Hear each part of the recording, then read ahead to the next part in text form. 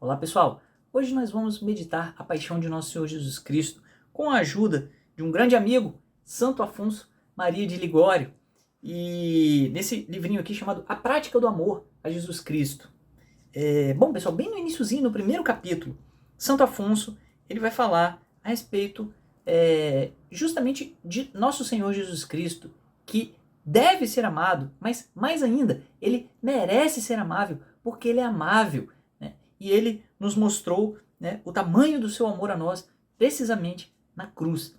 Então, ele começa dizendo o seguinte: toda santidade e toda perfeição de uma alma consistem em amar a Jesus Cristo, nosso Deus, nosso sumo bem e nosso Salvador.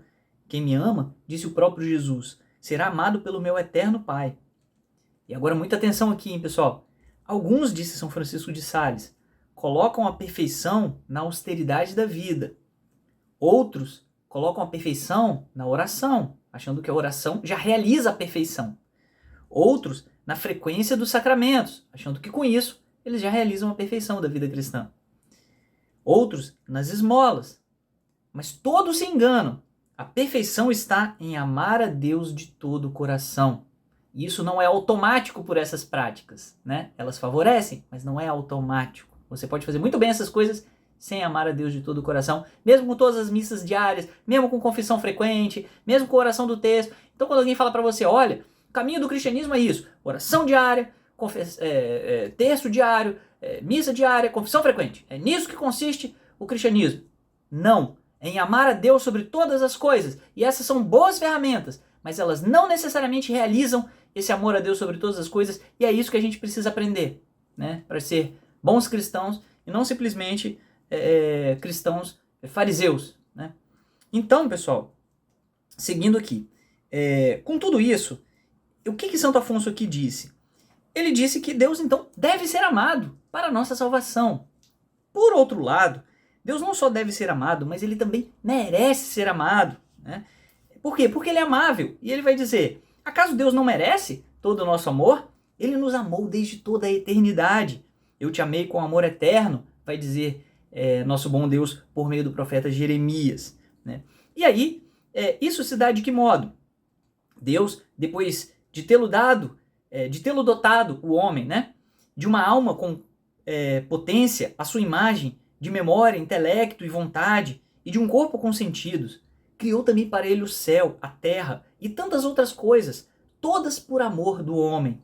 Os céus, as estrelas, os planetas, os mares, os rios, as fontes, os montes, as planícies, os metais, os frutos e tantas espécies de animais, todas essas criaturas para que possam servir ao homem e para que o homem ame, por gratidão de tantos dons, o seu Criador.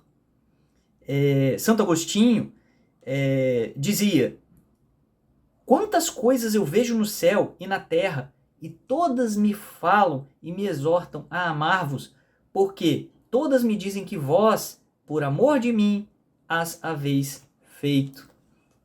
Só que Santo Afonso vai além. Mas Deus não se contentou em entregar-nos todas essas belas criaturas. Ele, para cativar todo o nosso amor, aqui até o fundo da nossa alma, doou-se a si mesmo. O Eterno Pai deu-nos o seu próprio Filho. Deus amou tanto o mundo que entregou o seu Filho único, vai dizer o evangelista São João. Vendo o Eterno Pai que nós estávamos todos mortos e privados de sua graça por causa do pecado, o que fez? Por amor imenso, antes, como escreve o apóstolo, pelo grande amor que tinha por nós, enviou-nos o seu dileto Filho, e assim nos entregou aquela vida de que o pecado nos havia privado. Pelo grande amor com que nos amou quando estávamos mortos em nossos delitos, vivificou-nos juntamente com Cristo, vai dizer São Paulo na carta aos Efésios. E entregando-nos o Filho, não perdoando ao Filho, para perdoar a nós, junto do Filho deu-nos todo o bem, toda a graça, o seu amor e o paraíso, uma vez que todos esses bens são certamente menores que o Filho. Quem não poupou o seu próprio Filho e o entregou por todos nós, como não nos haverá de agraciar em tudo com ele, diz São Paulo na carta aos Romanos. E assim também o Filho, por amor a nós, deu-se totalmente a nós, amou-nos e se entregou a si mesmo por nós, diz São Paulo aos Gálatas. Ele, para nos redimir da morte eterna, e para fazer-nos recuperar a graça divina e o paraíso perdidos, fez-se homem e assumiu a nossa carne, e o Verbo se fez carne, né? O iniciozinho do Evangelho segundo São João. E eis um Deus aniquilado. Eis o Senhor da criação que se humilha até tomar a forma de servo e se submete a todas as misérias que os outros homens padeceram. Mas o que mais nos estupefaz é que ele poderia bem salvar-nos sem morrer e sem sofrer. Mas não, ele escolheu uma vida com aflições e desprezos, e uma morte amarga e ignominiosa. A morte sob uma cruz, patíbulo infame destinado aos covardes. Humilhou-se a si mesmo, fazendo-se obediente até a morte, e morte de cruz, vai dizer São Paulo. Mas por que, podendo redimir-nos sem sofrer, quis escolher para si a morte e morte de cruz?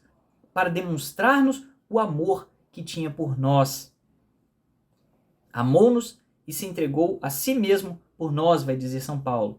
Amou-nos e, porque nos amava, entregou-se à dor, à ignomínia e à morte, mais penosamente do que qualquer homem sobre a terra.